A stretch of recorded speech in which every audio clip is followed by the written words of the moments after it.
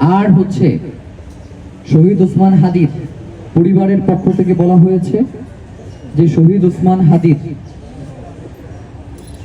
পরিবারের রাষ্ট্রের পক্ষ থেকে তাদের কোনো ধরনের সহযোগিতার কোনো প্রয়োজন নাই, কিন্তু একজন নাগরিক হিসেবে আমরা মনে করি ইনকিলাব মঞ্চ, যেহেতু আমরা তার রক্তের সাথে সম্পর্কিত না, আমরা তার এই আন্দোলনের সাথে সম্পর্কিত, সেই জায়গা থেকেই আমরা মনে করি যে যেই রাষ্ট্র শহীদ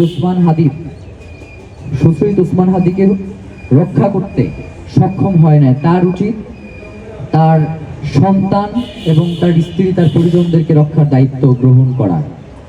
এইটা আমাদেরকে অ্যাপ্লিকেশন করে যদি করতে হয়, এর থেকে বাংলাদেশের জনগণের জন্য আর কোনো লজ্জা নাই। মানে আমাদেরকে বলা হয় যে শহীদ ওসমান হাদির এই যে তার পরিবারের দেখভালের জন্য আপনার রাষ্ট্রের কাছে আবেদন করেন। শহীদ ওসমান হাদি তার নিরাপত্তার জন্য আবেদন করছিল, আপনারা সেই ক্ষেত্রে কি ভূমিকা পালন করছেন? আপনারা তো কয়দিন পরে এই আবেদন মিডিয়ার কাছে দিবেন এবং মিডিয়া বলবে যে শহীদ ওসমান হাদির পরিবার আমাদের কাছে এইটা প্রার্থনা করছে। মানে শুধু শহীদ ওসমান হাদির হত্যা কইরাই আপনাদের আশা মেটে নাই, আপনারা শহীদ ওসমান হাদির পরিবার এবং ইনকিলাব মঞ্চকে কিভাবে নিচে নামাবেন এই চিন্তায় আপনারা যেন সবসময় মগ্ন থাকেন।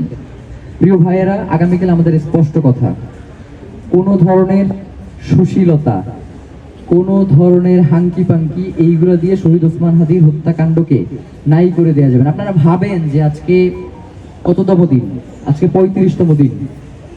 এই 35তম দিনেও আপনারা একটু এই তার কবরের সামনে যান, দেখবেন যে শত শত মানুষ দাঁড়িয়ে আছে, কান্না করছে।